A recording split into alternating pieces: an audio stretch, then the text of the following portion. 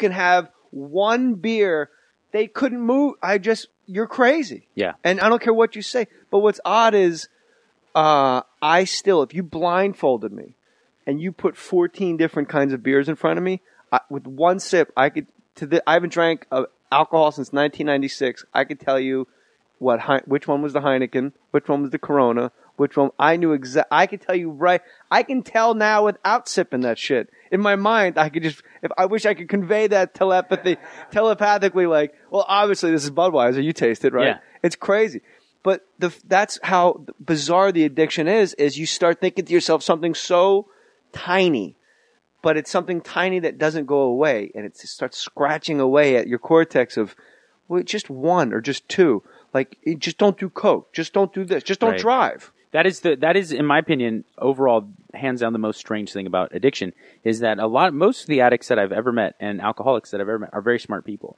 But this is something that you can't intellectually think your way out of. No. There's nothing your left brain can do to control this, and I've never experienced anything else in my life that existed totally within your mindless conscious, and that's the way drinking and alcohol and drugs are for me. It's not anything I can even think about. I have absolutely no ability to intellectually tell myself, no, you cannot drink this much. You cannot do that next line. You will die. Like, you're going to go to the hospital, and there's just no stopping me. And it's so strange because, like I said, most people I meet in meetings and things like that are incredibly smart people, but you can't think your way out of it. It's totally a primitive kind of force that leads you to do these things. And it seems like through the program of AA and through digging in your own dirt, as Peter Gabriel brilliantly wrote, digging in the dirt to find the places I got hurt.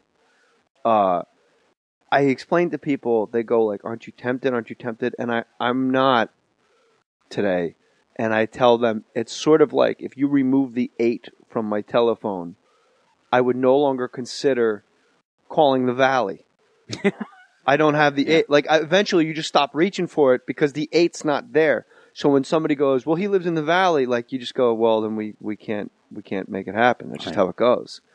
But it is so. The first time you went, you did outpatient, and you were just kind of doing it because the court told you to do it. And I definitely didn't care about how what I was doing to my life. It didn't really factor in.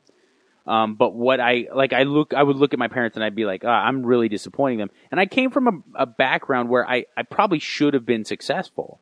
And so I watched all these other kids around me that were going to college and doing these extracurricular activities that were like really impressive. And I kind of looked at myself and I thought I could probably do that too. I just didn't drink and use drugs. So that really motivated me for a while. And then I just slipped back into it. I moved to the East Coast, and I feel like just by virtue of going to college and moving to a different part of the country, I thought, well, my life's on track, even though I'm drinking and I'm using drugs every day. Beware of celebration. Right. And I couldn't get through my first semester because I was drinking for breakfast every day, and I met this guy. Carbo loading. It's true. I was preparing for my intense endurance training. Same thing you do now, just different stuff. And I met this guy within 3 weeks of being in New Jersey. I met a guy at a bar who was like 5 gram a day coke habit. Now this is in New Brunswick at Rutgers. This is the same place Greg Giraldo died in a hotel room. I don't even know that. Really? That's where Giraldo died? He was playing the Stress Factory in New Jersey, which is a great club, by the way. Yeah, I love it. And he died in a hotel in New Brunswick, New Jersey. Now there's a lot of depressing places to die and a lot of depressing ways to die. And I would think that dying via overdose in a hotel room in New Brunswick, New Jersey has got to be way up there on the places of how the fuck did I get here? It'd be tough, yeah. Nick Drake, the singer, died on antidepressants. And I used to do a joke in my act until I realized it's probably doing more harm than good. That's got to be the most ironic death ever. Moments before your heart stops, you go, oh my God, I feel amazing. Life is great. There is a God, I'm happy. The sky's blue, there's no... But Greg Giraldo died in New Brunswick at Rutgers. Super funny guy. He was super funny. Fucking dead. Yep. Fucking funny and fucking dead. Come on, everybody. Enough. Stop mixing this shit. Pick a drug and run with it until you run out. Mike. That's actually, it sounds like a punchline. I didn't start getting rushed to the hospital a lot until I started until I started mixing opiates and coke. Like I'd do a bunch of blow. There was a phase in my life where I tried smoking heroin. When I started mixing the two, and I started every single time I got high, I was doing speedballs. That's when I was ODing like crazy. I was going to the hospital. Like I was saved so many times by the grace of God. And that's kind of the next step is when I got to New Jersey, and I met this guy, and he was a clean coke, like he was such a good consistent coke hookup, and he was super wealthy, and he was super gay, and he was super into me, and I think he got through it. Like he wasn't ever going to turn me, and we were going to have a romantic thing, but we were just buddies. Like he felt alienated in New Brunswick, being this like openly gay, wealthy queen, and like I was totally cool with him, and we just hung out. We used to do blow together, and he would hook me up, and I got so high all the time. And then I started I met a girl. She was from Philly. She was going to Rutgers, but she was from Philly. Her brother was into popping pills and heroin, and like I started just going off the rails. Immediately, once it got too bad to the point where I couldn't even feasibly keep going to school. I checked into Hazelden in Minnesota. Flew out to Minnesota. And that's on your own? Yeah. How did you find out about Hazelden? There was a shrink. That's like the best place. The best of the best. Yeah. Yeah. And I was, for about 2 weeks leading up to my time going in. Now we're about 2 months into school. And about 2 weeks into my time before I checked into Hazelden, I had started seeing a on-campus psychiatrist that was available for free to students of Rutgers. It's fantastic. And she was awesome. She was a great person. And she said, look, I can't really get to the bottom of what may be harming you from the inside out because you are a very desperate drug addict and alcoholic. I mean, you are drunk right now. It's 10 in the morning and you're 20 years old. You're not, you know what I'm saying? Like you're hammered. And I was like, yeah. So after 3 or 4 of those sessions, finally she said, look, if you really, really are concerned with saving your own life, there's this place in Minnesota. That's the place to go. They'll, if you're concerned about it, if you're really willing, that's the place to go. I finally broke down and agreed with her. Checked in. Hold on. It's not free. No. So how do you make this work? I have to call them. I was very young. She called for you? Yeah. Okay, that's I was great. very young, and I was still under insurance. For my parents. My dad he worked for a pretty large corporation, and everything was taken care of. You're a fat dad. My fat dad. He's alarmingly fat, and you look like my dad. And so Thanksgiving's right here. Christmas is over here. Daddy says, come see me between the holidays. Goddamn Damon Bruce. I gave them my insurance information over the phone. I gave them a credit card number, which was a credit card that my dad gave me to buy books and stuff. With Coke on it. Oh, no, you know what? Probably not, because I used to use my California driver's license because it was so much thinner than the Jersey ones.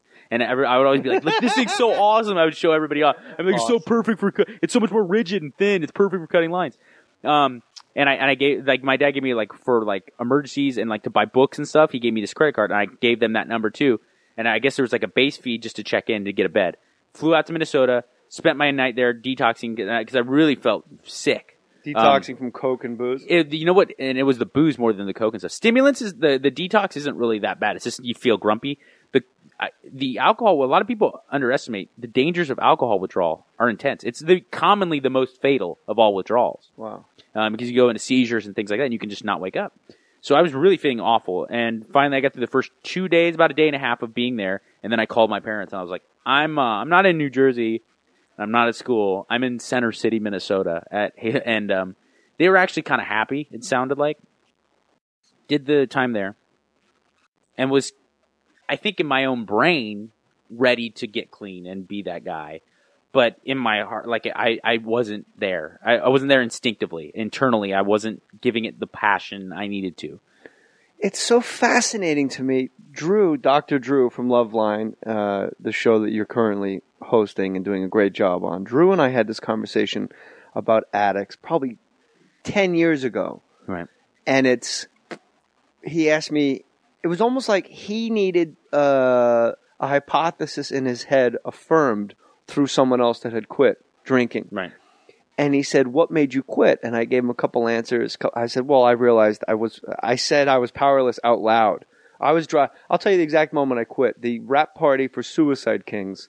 with Christopher Walken, Jay, That bird can have babies. I think that you drink too much.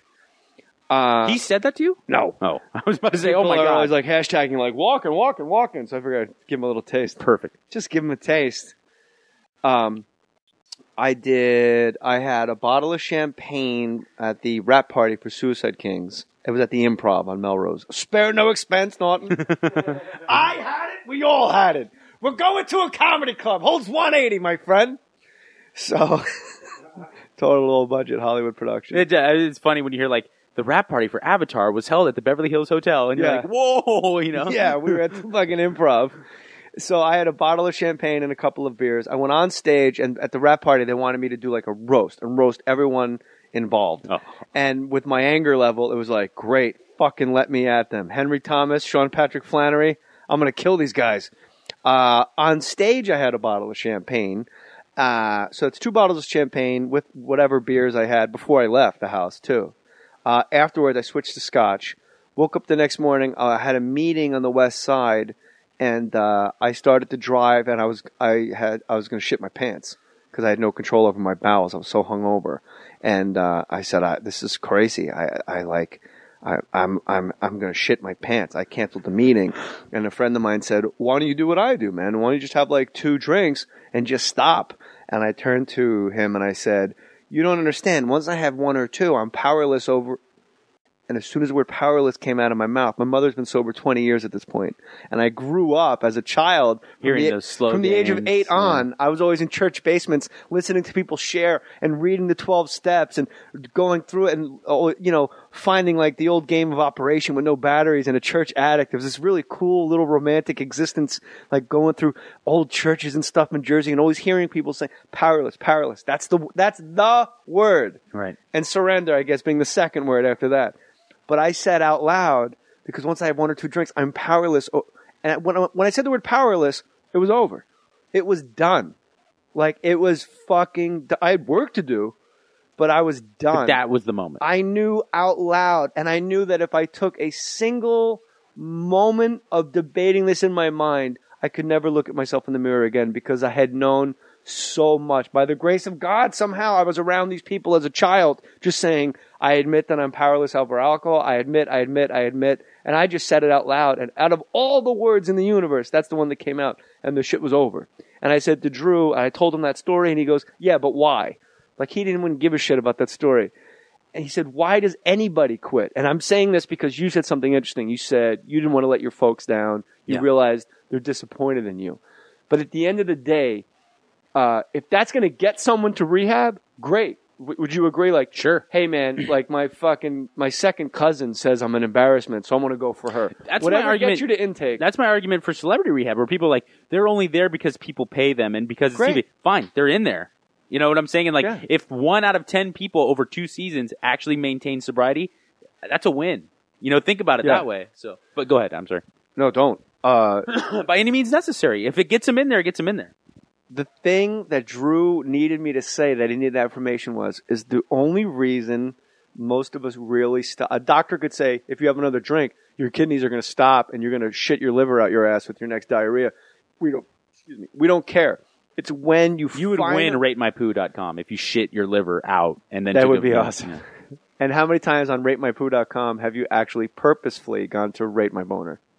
No, I have. I didn't even know Rate My Boner existed. I've gone on the same page.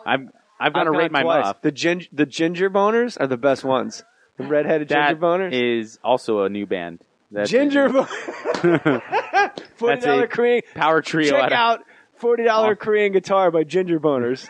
But I got to say this one. Dr. Drew, I said to him, I think it's when I was disgusted with myself. Yeah. It seems to be, that's what Dr. Drew needed me to affirm that it was almost like a theory I thought there was going to be this giant book about it following up our conversation. The intensity you can get into with Dr. Drew in a hallway in between like a commercial break in 3 minutes. It's true. And he goes, that's it. And you said it because you didn't want to let your parents down. Right. But then you also said your heart wasn't into it. Your mind was in it for them. But was it with you like you were just fucking sick of you? Wait, well, no. Now we're at rehab number 2. Yeah. But when it worked, was that... No real major strife. in my life. I didn't lose. I was showing up to work every day on